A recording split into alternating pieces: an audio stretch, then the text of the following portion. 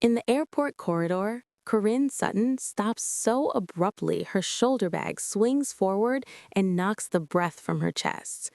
Two men in identical suits are walking straight toward her, not fast, not slow, the kind of pace that says they have nowhere else to be because wherever they are going will wait for them. Around them, the terminal is a river, wheels rattling, announcements echoing, a child laughing too loudly. People move without seeing. Only the four of them are still: Corinne, the two men, and the space between. Her hands tighten around the handle of the black briefcase. It should have been hers, or rather her employer's, one more piece of luggage she was paid to carry. That was the rhythm of her life. Pick up, hold steady, don't drop anything, don't be noticed doing it. She had woken at 4. She had cried through a funeral in Paris until her eyes felt sanded raw. She had walked through 2 airports with 4 bags biting into her fingers, her feet aching in shoes she couldn't afford to replace yet. At baggage claim, she had watched the carousel spin and spin, and when a black hardshell case came around, clean, simple, familiar, she grabbed it without thinking. There were 100 black cases. There was only one that mattered. She told herself the men behind her were coincidence. She told herself the heat crawling up her neck was exhaustion. She told herself she'd get home, drop everything, shower, sleep, wake up, and be normal again. The taxi ride passed in a blur of traffic lights and rain-slick streets. She climbed the narrow stairs to her tiny flat, unlocked the door, and set the case down carefully on her kitchen chair like it was fragile. Only then did she notice it: the lock. Her employer's luggage had a scuff on the bottom corner, a cracked wheel, a sticker from Madrid peeling at the edge. This one was immaculate, like it had never once been handled by someone careless. Corinne stared at it for a long moment, breathing shallowly, as if the case might react to sound. Then she unclips the latches. The lid lifts with a soft, expensive sigh. No clothes, no toiletries, no folded suits, no perfume, no nothing. Instead, a binder thick with paper, handwritten columns, names with numbers beside them, photographs sealed in plastic sleeves, men in restaurants, men stepping out of cars, men shaking hands with other men, passports, currency bands, a single flash drive taped to the inside seam like someone had been afraid it might fall. Corinne doesn't gasp, she doesn't scream, her face goes very still because panic has never helped her. Panic is a luxury. She has always lived on small, controlled breaths. Her thumb touches one of the photographs, a man's face, half turned, caught mid-step. Something about the image makes her stomach drop, as if she's looking at a storm from too close. The doorbell rings. Once, polite.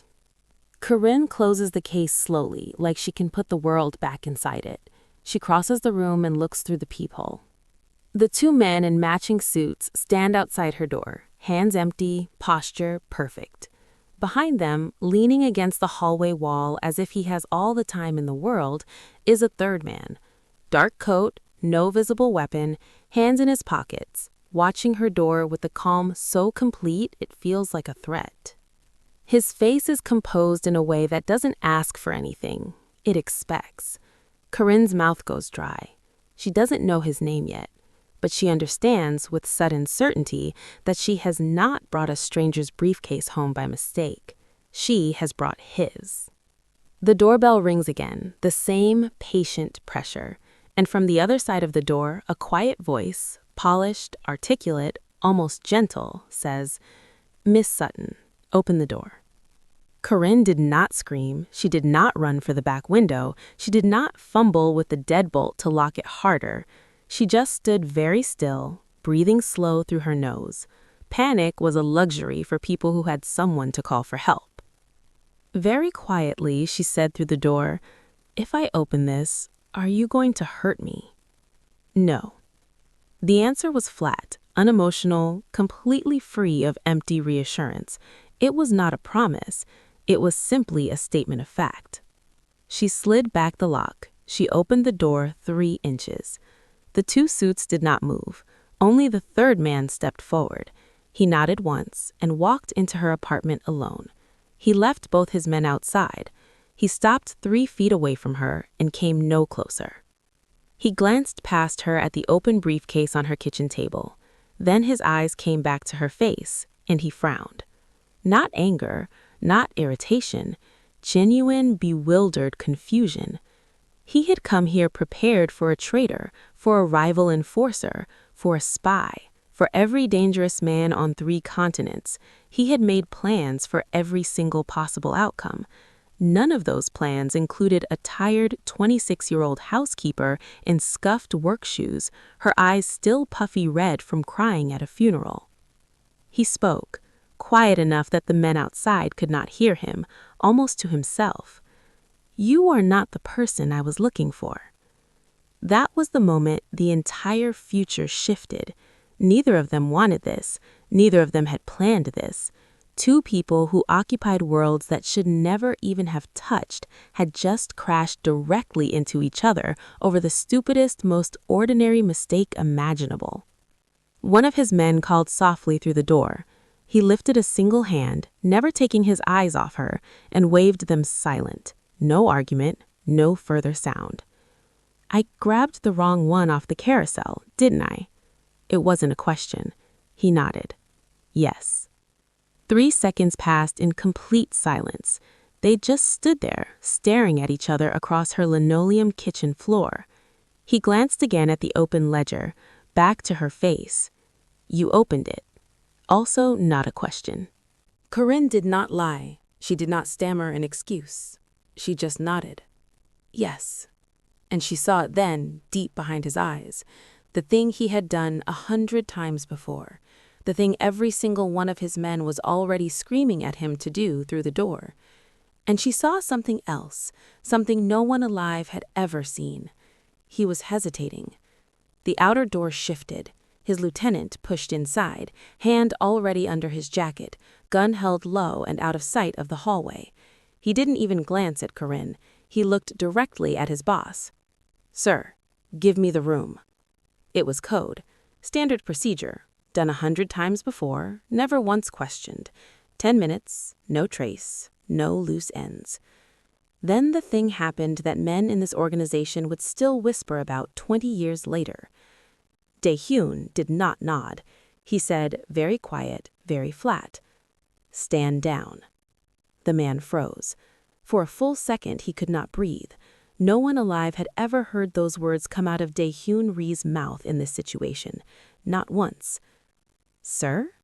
I said, "Put the gun away, get back outside, and do not come back in unless I call you." He didn't raise his voice, but the order cut like ice. The man's hand trembled. He stared from his boss to the open briefcase on the table, back to Corinne. Every single rule they had ever operated under said she was already dead. Every protocol, every lesson, every bloody precedent screamed to shoot her now.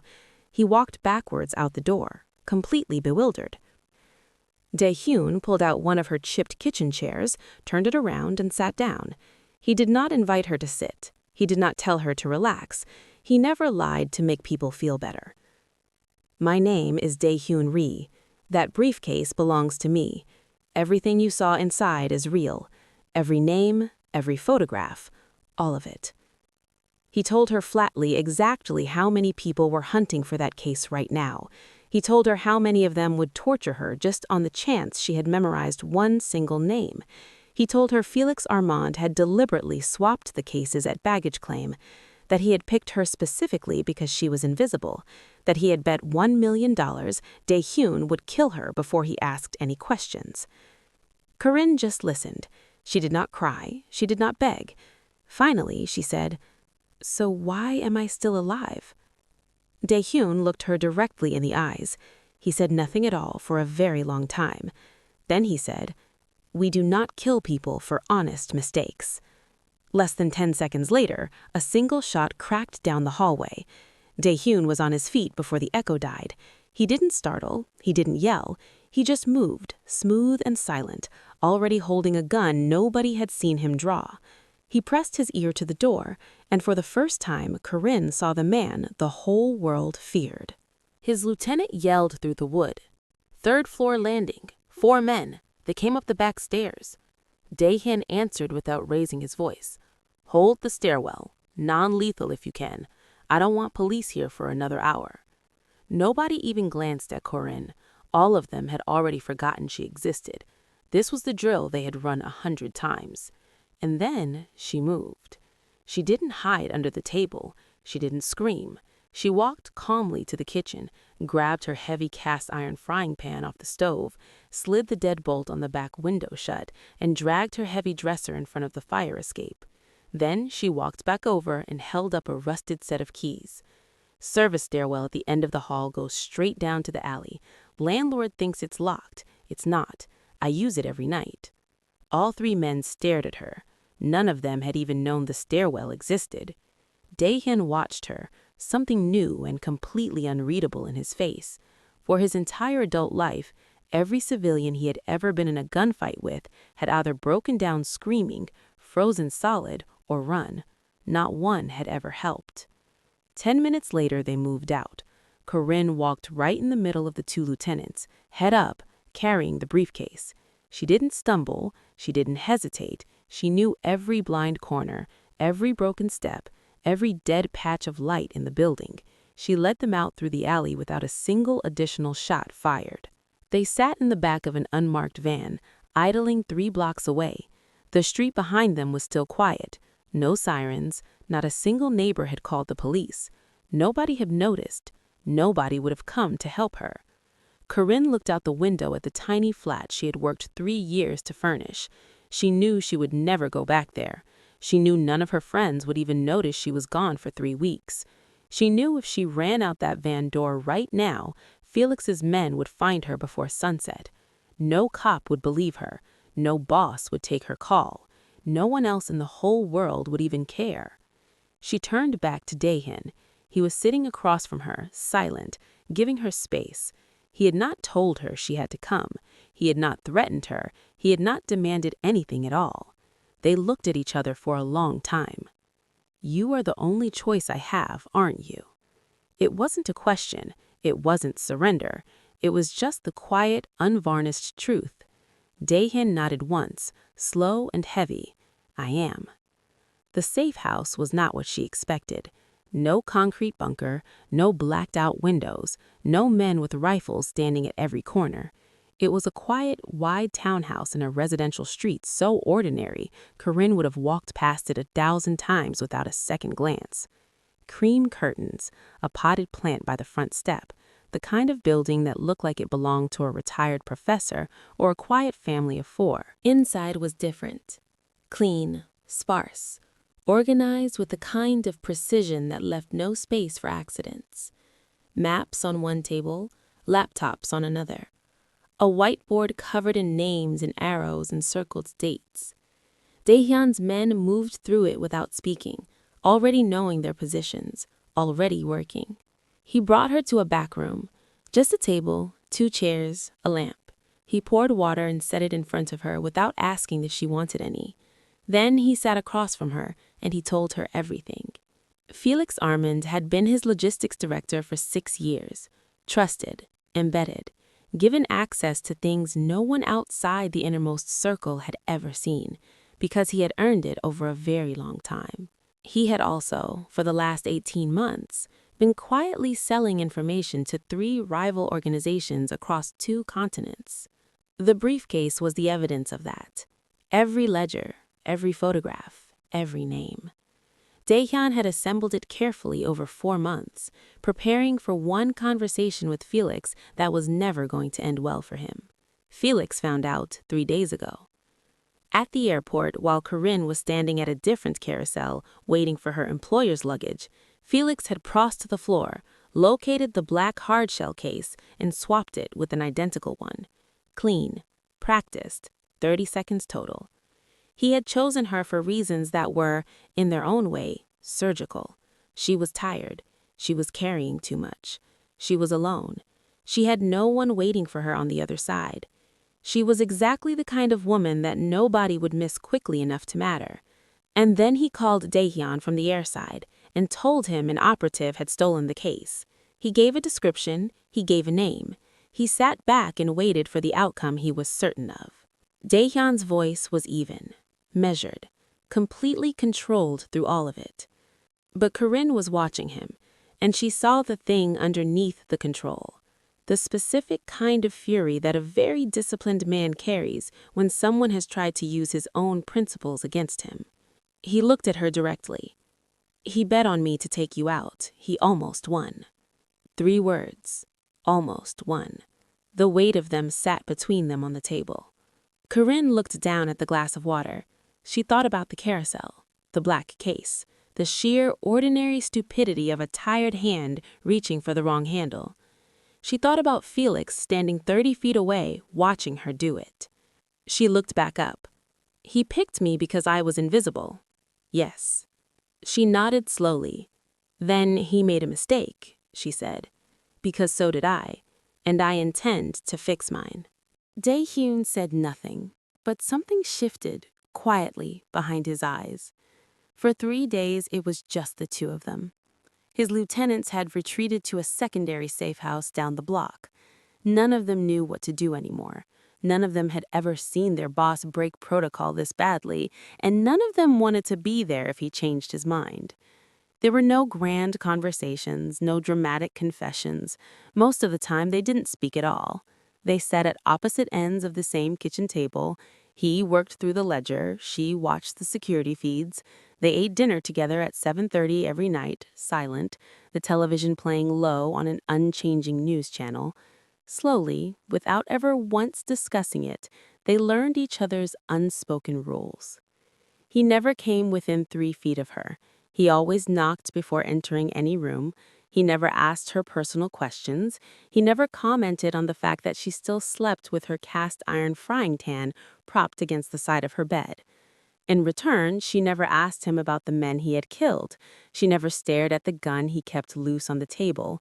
She never sneaked a look at the parts of the ledger he had closed. She left his coffee black, exactly the way he drank it, without him ever having to ask. There was no romance, no flirtation, not even friendship, not really. Just 2 very careful people who had both spent their entire lives learning never to trust anyone, lowering their guard 1 tiny inch at a time. On the 3rd night, rain was beating hard against the kitchen window. The news was playing an unrelated story about a shooting downtown. Daehyun looked up very suddenly from his papers and stared at her across the table. He said, very quiet, like he was saying something he had never spoken out loud to another human being. No one has ever not been afraid of me before. It was true. Everyone he had ever met was either terrified of him or pretending not to be afraid because they wanted something from him. Corinne was the first. She was cautious, she was careful, but she did not flinch when he moved. She did not lie to please him. She looked him directly in the eye, exactly the same way she looked at everyone else. She did not deny it. She just stirred her tea and said very simply, "You haven't given me a reason to be afraid of you." He said nothing. He looked back down at his papers, but she saw it. The tiny, almost imperceptible release in his shoulders, the thing no other person alive had ever seen. For the first time in almost 22 years, Dae-hyun Ri relaxed. The rain had stopped by morning, leaving the safe house wrapped in a damp, heavy quiet. Corinne stood at the kitchen counter pouring tea she did not really want, aware of Dae-hyun's presence behind her at the table. 3 days had taught her the shape of his silences. This one felt different, thicker, as though he had been turning something over for hours. He spoke without preamble. "I have arranged everything." She turned. On the table lay a plain envelope and a new passport. No flourish, no ceremony, just facts, the way he always gave them. $5 million in an offshore account. A new name, new history, new country if you wish. The paperwork is clean, untraceable. My men will drive you anywhere you want to go right now. Once you leave, it ends. Felix will be handled without you. You will never need to think about any of this again. Corinne looked at the envelope but did not touch it. She studied his face instead. He sat perfectly still, hands resting on the ledger he no longer seemed to be reading. For the first time, she saw the cost of his restraint. The man who controlled empires across 3 continents was offering her the one thing he clearly did not want to give. He met her eyes directly. "You are free to leave at any time. I will not stop you. I will never come looking for you." The words landed between them like something fragile. He meant them. She knew it in her bones. And both of them knew the truth underneath. He did not want her to take the offer. Not because he needed her skills or her testimony, because in 3 quiet days, she had become the only person alive who looked at him without fear or calculation. The only person who had seen the ledgers, seen the man, and still stirred his coffee exactly right without being asked. Corinne did not answer immediately. She simply stood there, letting the choice sit in the room with them. The frying pan remained by her bed. The distance between them remained 3 feet. Nothing had been asked for. Nothing had been taken. For the first time in her life, someone with absolute power over her had placed the decision entirely in her hands and stepped back to wait. She looked at the passport, then back at him. The silence stretched, careful and honest, while the weight of what he was really offering settled between them like the first crack in a long, unbroken wall. The silence stretched for almost a full minute.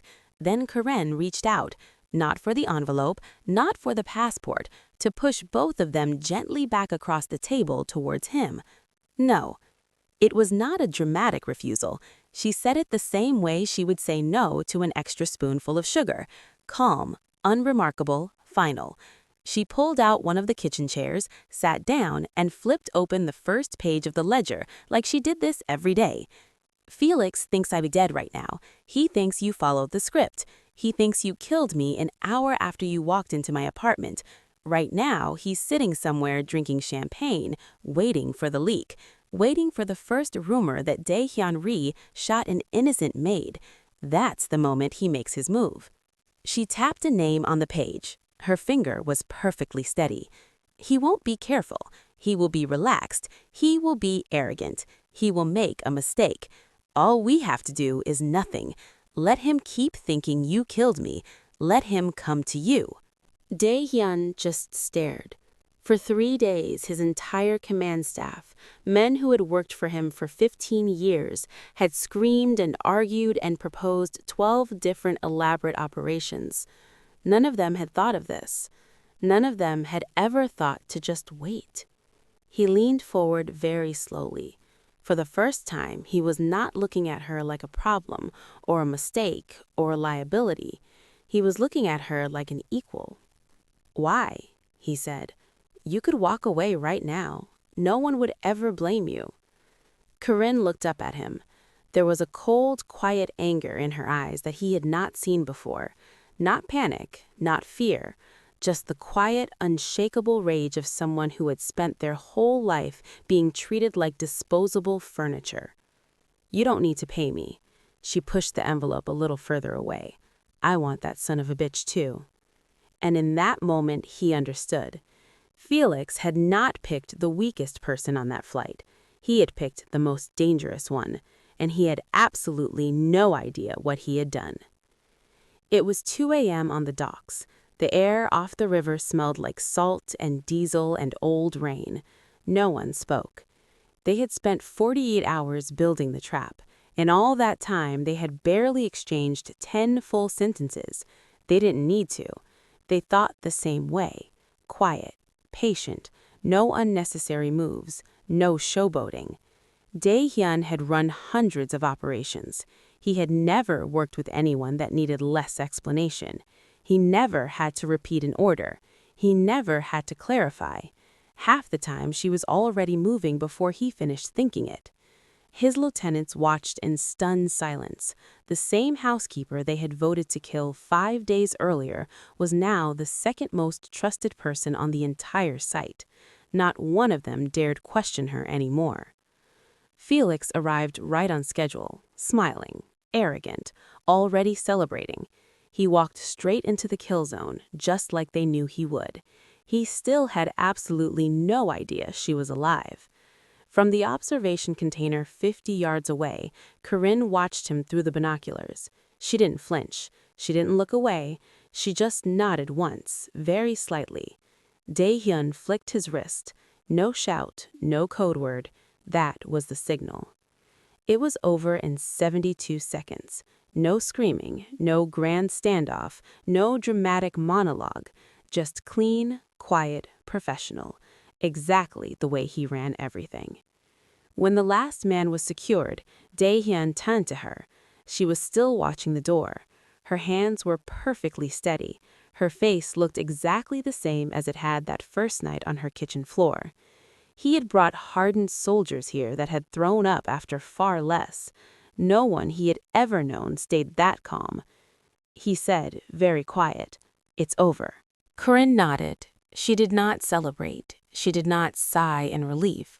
She just lowered the binoculars, and for the first time, she looked almost sad. She understood then that the old her, the invisible housekeeper no one ever noticed, was just as dead as Felix was. She would never be that woman again. And for the first time, she realized she did not mind. The terminal hummed with its usual indifferent rhythm, morning light streaming through high windows onto the polished floors where travelers rushed past in a river of wheels and urgency. 11 days ago, Corinne had stood in this exact spot, exhausted and invisible, and grabbed the wrong life. Now she stood in the center of the corridor, holding nothing but the choice he kept insisting was hers. Dae-hyun stood beside her, close enough that their shoulders almost brushed but not quite touching, maintaining that careful 3-foot boundary he had respected since her kitchen. In his hand was the same plain envelope from the safe house, $5 million, a new name, a ticket to anywhere. He held it out between them, not pushing, simply present. "You are free," he said. His voice was low, stripped of the authority that commanded armies, reduced to something almost rough. "No conditions, no obligation. Walk to that gate and I will never look for you." Corinne looked at the envelope, then up at his face. In the daylight, without the shadows of safe houses or the sodium glare of docks, he looked different, younger. The controlled mask was gone, replaced by a naked vulnerability that she knew had cost him everything to reveal. He was waiting, terrified perhaps in his own quiet way that she would finally take the escape he had offered 3 times now. Around them, the baggage claim carousel began to turn with a mechanical thump, luggage tumbling out for people who were starting ordinary journeys. She thought of the funeral, the frying pan, the fear.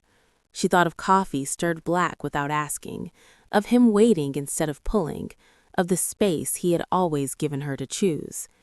She did not take the envelope. She let her hand fall to her side and turned to face him fully in the middle of the terminal floor, standing her ground in the stream of people rushing to elsewhere. "Stay with me," he said. It was barely audible above the announcements, barely a whisper above the din. Not a command, a question, a plea. Corinne looked at him for a long moment, seeing the man who had broken every rule he had ever made, who would learn to ask instead of decide, who was offering her his empire and his vulnerability with the same open hand. "Okay," she said. The carousel kept turning behind them. The sunlight held steady on the linoleum, and in the middle of the rushing world, they stood still together, 2 people who had seen the worst of each other and had not to walk away.